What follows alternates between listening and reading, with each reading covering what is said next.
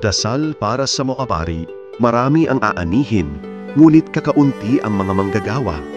Idalangin ninyo sa Panginoon ang ani na magpadala siya ng mga manggagawa sa kanyang bukirin. Lucas 10:2. Panginoon naming Diyos, taos-puso kaming nagpapasalamat sa biyaya ng aming mga pari, mga lingkod mong patuloy na nagbibigay ng iyong salita at nag-aalay ng kanilang buhay para sa iyong bayan.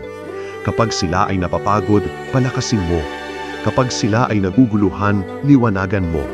Kapag sila ay nasasaktan, yakapin mo sa iyong pag-ibig. Naway manatili silang tapat, mapagkumbaba, at maging tunay na larawan ng iyong awa at kabutihan. Birheng Maria, ina ng mga pari, kupkupin mo silang lahat sa iyong pagmamahal. Amen.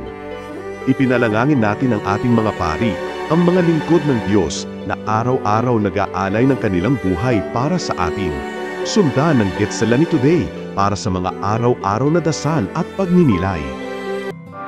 Gethsemane Today. There's always good news in Christ.